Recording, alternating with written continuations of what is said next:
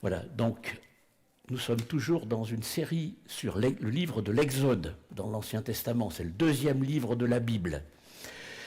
Et nous poursuivons notre série donc avec Moïse. Nous avions dit que Moïse a eu 3 grandes périodes dans sa vie, chaque période d'environ 40 ans. La première, sa jeunesse, où il a été choyé et gâté par sa mère et par la princesse, la fille de Pharaon. Mais ensuite, un temps de travail chez Jéthro, qui était un prêtre de Madian, comme responsable donc de troupeaux. Période au cours de laquelle Moïse a épousé l'une des filles de Jéthro, qui s'appelait Séphora. Voilà, c'est un test. Et enfin, une troisième période de vie que nous voyons en ce moment, donc un appel et une période de service pour Dieu, qui commence par ce contact surprenant de Moïse avec Dieu face au buisson ardent. Vous vous souvenez, ce buisson qui brûle sans brûler. Voilà. Et donc dans la région du mont Sinaï, au sud d'Israël. Dieu appelle alors Moïse au chapitre 5 pour un service bien précis, à savoir demander à Pharaon, le roi d'Égypte, l'empereur d'Égypte, de libérer les Israélites victimes d'esclavage en Égypte. Et au cours de cet appel, Dieu a précisé à l'avance un certain nombre de choses à Moïse, en particulier la réponse négative de Pharaon. Il lui a dit, tu iras voir le Pharaon, mais le Pharaon, il n'acceptera pas ta demande. Après bien des hésitations et des questionnements, et même une tentative d'abandon et de refus de sa mission, Moïse se lance dans cette mission avec Aaron, son frère, donc mission que Dieu lui ont confiée, à savoir d'aller rencontrer le Pharaon pour lui demander de laisser partir son peuple d'Égypte, où il était en esclavage. Et comme Dieu l'avait annoncé, le Pharaon résiste, et pire que ça, il augmente la charge de travail du peuple d'Israël en esclavage, donc en Égypte. Et ça, c'était au chapitre 5. Et Moïse fait donc maintenant face non seulement à l'hostilité de Pharaon, mais aussi à celle de son propre peuple qu'il voulait secourir sur ordre de Dieu, mais peuple qui est complètement accablé par la surcharge de travail. Et Moïse est dérouté, perturbé et très découragé. Nous sommes à la fin du chapitre 5. Là, ici. Et à la fin du chapitre 5, donc il prend une bonne résolution, celle de retourner voir son donneur d'ordre, c'est-à-dire l'Éternel, Dieu, pour lui faire part de son désarroi et lui demander des explications. Je lis ces 2 derniers versets du chapitre 5, et ensuite je demanderai à mon épouse de venir pour lire l'ensemble du chapitre 6, et vous comprendrez peut-être pourquoi. Donc, Exode 5, verset 22, « Seigneur, pourquoi as-tu fait du mal à ce peuple? Est-ce pour cela que tu m'as envoyé? Depuis que je suis allé trouver le Pharaon pour parler en ton nom, il fait du mal à ce peuple, et tu n'as pas du tout délivré ton peuple. » Donc maintenant, nous allons écouter la suite. Chapitre 6 dans vos Bibles, donc c'est le deuxième livre de la Bible, le livre de l'Exode.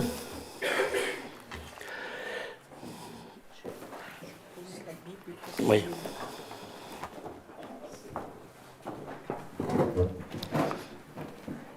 Chapitre 6. L'Éternel dit à Moïse, « Tu vas voir maintenant ce que je ferai au Pharaon. Une main puissante le forcera à les laisser partir.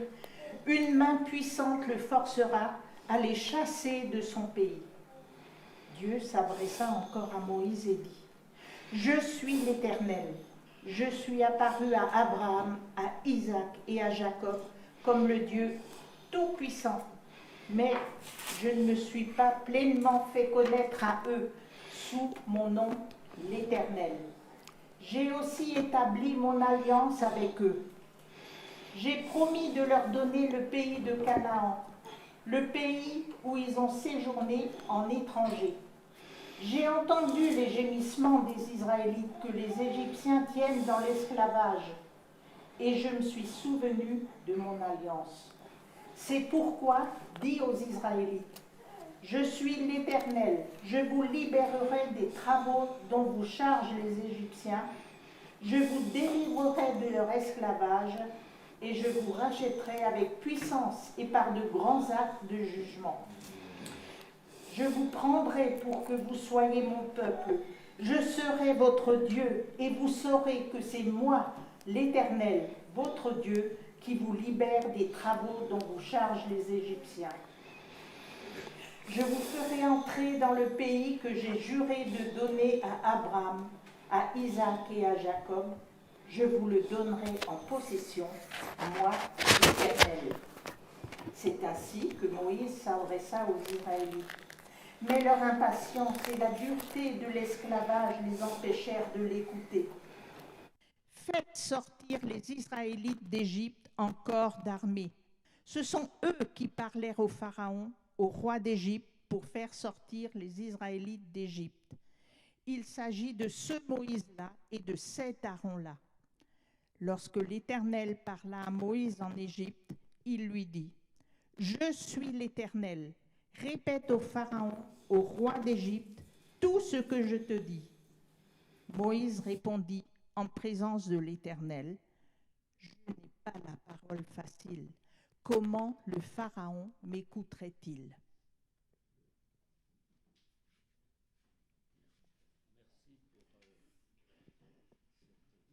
Lecture en particulier de la généalogie.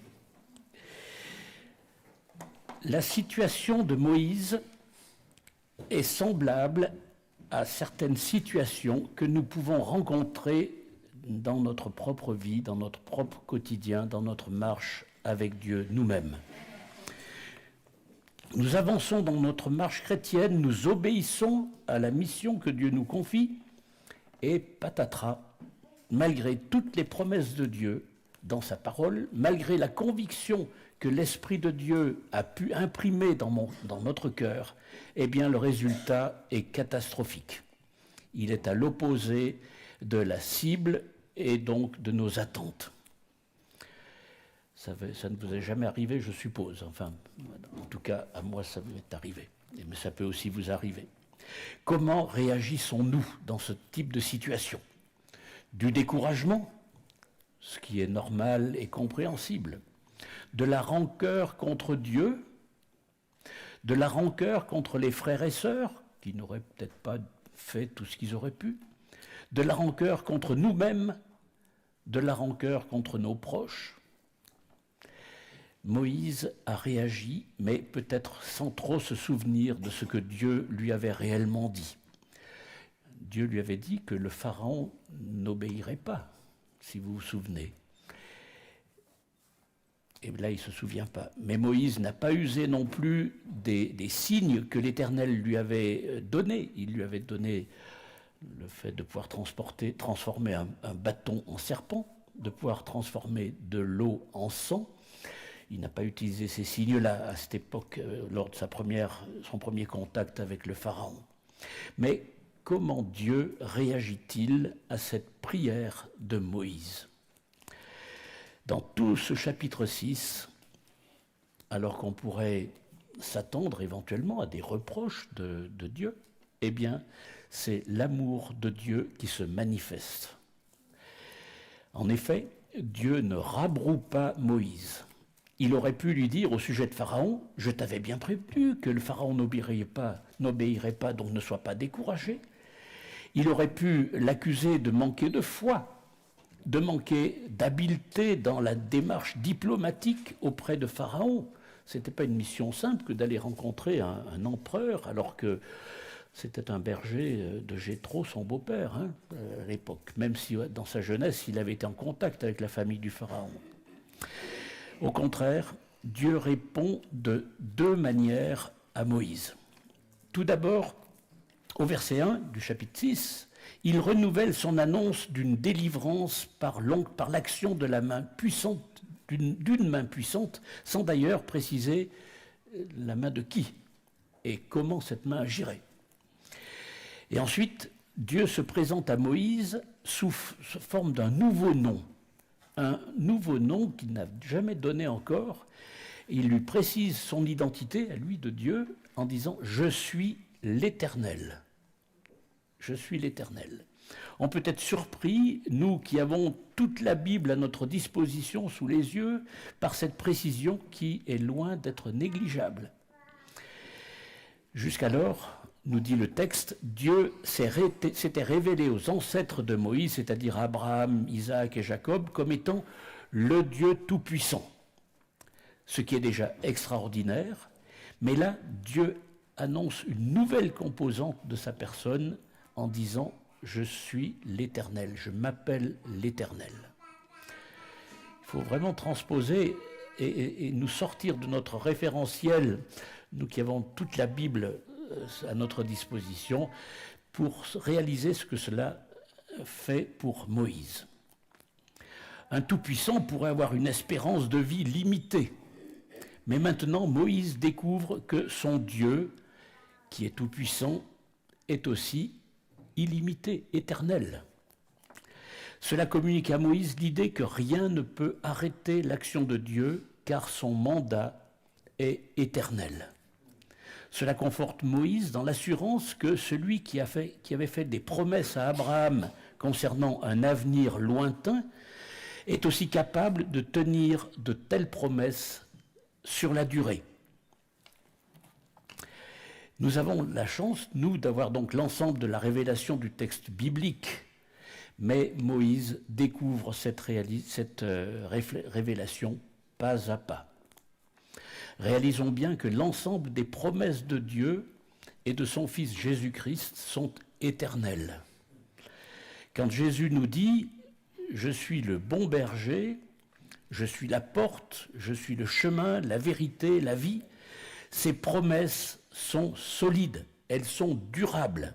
Pas besoin de chercher une date limite d'efficacité, de conservation. Louons Dieu dans notre cœur pour cette réalité et vivons au quotidien cette certitude que Christ reviendra, parce qu'il est éternel et qu'il a promis, il reviendra. Et que notre perspective ultime, quand nous sommes convertis à Jésus-Christ, eh bien, c'est d'avoir l'éternité avec Christ. C'est ça que ça veut dire, considérer Dieu comme éternel.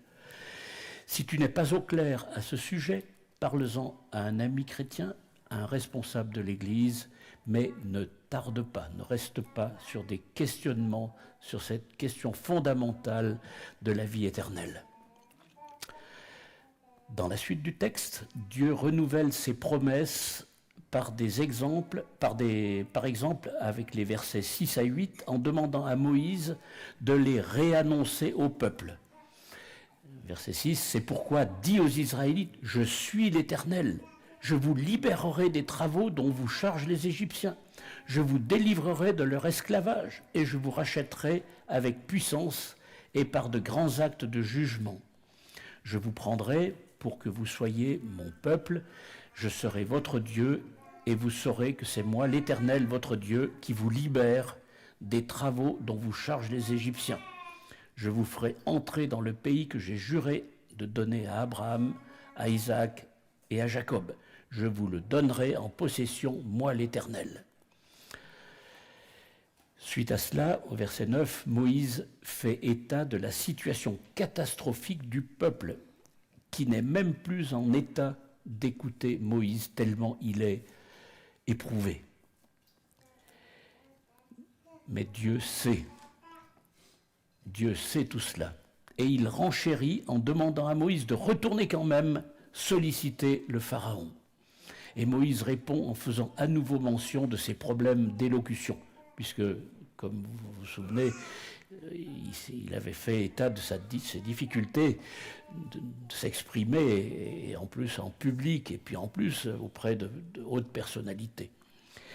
Mais Dieu ne rabroue toujours pas Moïse, comme pour l'encourager. Et au verset 13, Dieu donne des ordres précis à retransmettre au peuple et à Pharaon. Et notez un mot très important, selon moi, au début du verset 13, c'est le mot « cependant ». Après tout ce qu'il a dit, là, l'Éternel dit « Cependant, l'Éternel parla à Moïse ». Qu'est-ce que cela nous dit à nous aujourd'hui ? Eh bien, cela nous dit que Dieu n'ignore pas nos faiblesses, il n'ignore pas les faiblesses de Moïse. Dieu n'ignore pas nos manquements, nos difficultés pour l'accomplissement de sa volonté à notre égard, mais il a la sagesse de ne pas s'apitoyer sur nos limitations. Dieu ne s'apitoie pas sur nos limitations. Il nous fait lever le regard sur lui plutôt que sur nos misères et nos faiblesses. Il n'ignore pas nos misères et nos limites, mais il nous aide à les surmonter et à les surpasser. C'est certainement ce que les parents dans cette salle font avec leurs enfants lorsqu'ils sont découragés, lorsque les enfants sont découragés. Vous n'allez pas les enfoncer un peu plus en leur disant « ben oui, mais c'était pas bon, t'as mal fait, etc. » Non, vous allez chercher à encourager votre enfant. Eh bien, c'est exactement ce que fait Dieu avec Moïse et ce qu'il introduit par ce « cependant ». Voilà, cependant, il n'abandonne pas la partie. Donc, ne nous apitoyons pas nous-mêmes dans la réalisation, sur nous-mêmes, dans la réalisation des missions que Dieu nous confie. Levons le regard vers lui, vers sa toute-puissance et vers son éternité. Donc ça, c'est la première partie qui concerne donc les réactions de Moïse. Mais nous arrivons à cette deuxième partie que Denise a lue, donc la généalogie des versets 14 à 25. C'est la généalogie de Moïse et de Aaron. Alors c'est un peu mystérieux d'avoir inséré cette généalogie dans cet épisode concernant l'envoi de Moïse et Aaron vers le Pharaon. Mais si elle figure ici, c'est bien pour nous préciser donc l'ascendance de Moïse et de Aaron. C'est comme pour beaucoup de généalogies dans la Bible, son but est de montrer le déroulement régulier du plan de Dieu. Dieu avait annoncé un certain nombre de choses et on voit que petit à petit les choses se déroulent en conséquence.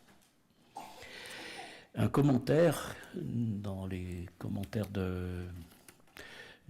bibliques, nouveaux commentaires bibliques des éditions Emmaüs, ce commentaire nous dit que tout au long de la servitude du peuple en Égypte, Dieu était resté calmement et discrètement à l'œuvre, de sorte que lorsque vint l'heure de la délivrance, tout était prêt pour l'action.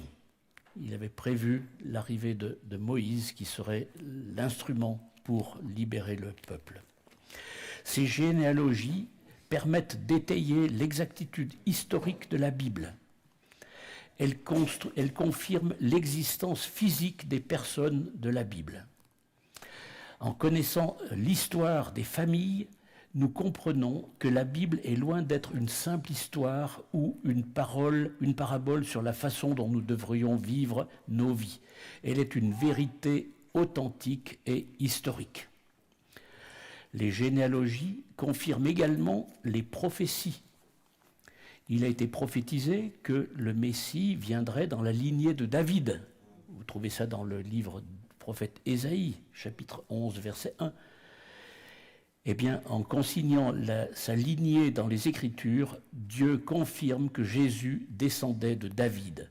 Et là, vous lisez des généalogies qui sont au début de l'évangile de Matthieu et de l'évangile de Luc, et vous trouverez qu'effectivement, on retrouve bien que Jésus est un descendant de David, ce qui est écrit très longtemps avant du temps d'Ésaïe. Je ne sais plus si c'est peut-être 5, 6, 700 ans avant que ça se passe. Donc Dieu n'a pas vu Israël de manière vague, comme un groupe nébuleux de personnes. Il l'a vu avec spécificité, avec précision et en détail. Et c'est vraiment intéressant. Bon, on ne connaît pas ces noms, ils sont en plus difficiles à prononcer, mais on voit que chacun était sur la liste, chacun avait une importance dans cette liste. Des généalogies nous révèlent aussi, par exemple, que Ruth et Rahab, deux femmes de l'Ancien Testament, sont dans la lignée messianique. Ruth 4, versets 21-22, et Matthieu 1, verset 5 nous rappellent cela. Et nous voyons ainsi que Dieu accorde de l'importance à la vie de ces personnes, Même si elles étaient païennes, elles n'étaient pas juives d'origine. Mais elles ont été intégrées au peuple et elles font finalement partie de son peuple. Nous ne sommes ni Moïse ni Aaron, mais Dieu connaît chacun de nous. Chacun de nous est connu de Dieu. Nous ne sommes pas des électrons libres, comme on dit en physique. Nous sommes des créatures que Dieu a suscitées, quelles qu'en soient les conditions. Et nous répondons tous à cette promesse de l'Évangile, de Jean chapitre 3, verset 16, qui est un verset très connu, c'est peut-être le verset le plus connu de la Bible, « Car Dieu a tant aimé le monde qu'il a donné son Fils Jésus, afin que quiconque, c'est-à-dire toi et moi, quiconque croit en lui ne périsse point, mais qu'il ait la vie éternelle. » Nous faisons partie de ce quiconque, de ce célèbre verset de la Bible. Personne ne peut s'exclure de la volonté divine d'offrir le salut à quiconque. Il ne force pas, mais il l'offre à quiconque. J'ai fait ceci et cela, si vous saviez, certains pourront vous dire ça, avec le passé que j'ai eu, j'ai fait les 400 coups, j'ai peut-être été un criminel, un adultère, un voleur, tout ce que vous pouvez imaginer. Eh bien, comment Dieu pourrait-il s'intéresser à moi? Et encore plus, comment pourrait-il me sauver? Eh bien, la généalogie de Jésus nous apprend que des prostituées, des étrangers qui ont fait partie de la lignée de Jésus. Rahab était prostituée et elle est mentionnée comme dans la lignée de Jésus. Donc, pas d'excuse ce matin pour refuser le salut que Dieu nous offre en Jésus-Christ. Bref résumé de ce que j'ai essayé de vous transmettre, c'est que Dieu prend le temps d'entendre nos déceptions, nos surprises dans notre marche avec lui. Même lorsque nous sommes dans sa volonté. Moïse était dans la volonté de Dieu, mais Dieu a quand même pris le temps de l'entendre quand il était mécontent et qu'il n'était pas heureux. Il prend le temps de nous écouter. Premier point. Le deuxième point, notre Dieu est éternel. Il nous invite à voir plus loin que l'instant présent. Il nous donne la perspective de la vie éternelle qui nous est promise en Christ. Et cela change complètement notre perspective du moment présent. Nous pouvons relever la tête de notre guidon et voir plus loin que la ligne d'horizon. Une petite parenthèse à ce sujet. Quand on écoute la radio, les informations, etc., à plusieurs fois de suite, etc., on peut vraiment être perturbé et attristé. On ne voit pas où on va. Que ce soit le réchauffement climatique, la guerre en Ukraine, la guerre à Gaza, que ce soit toutes sortes de choses. C'est vraiment négatif.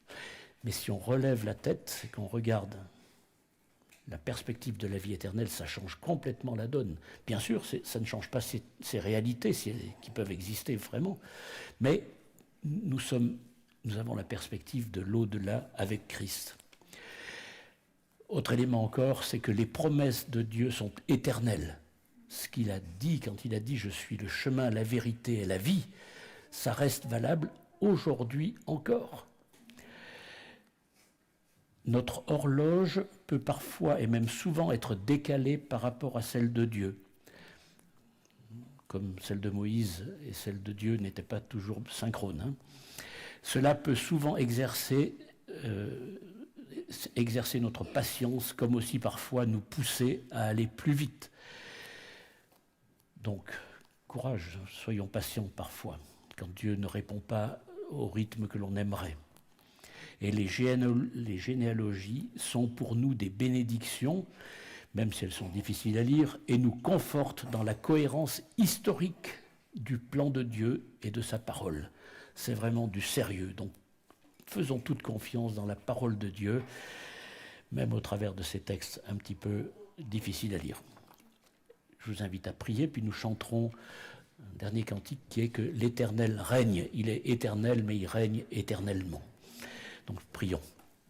Seigneur, on veut te bénir pour la richesse de ta parole, pour la richesse des promesses que tu nous rappelles dans ce livre de l'Exode, pour vraiment la richesse de qui tu es.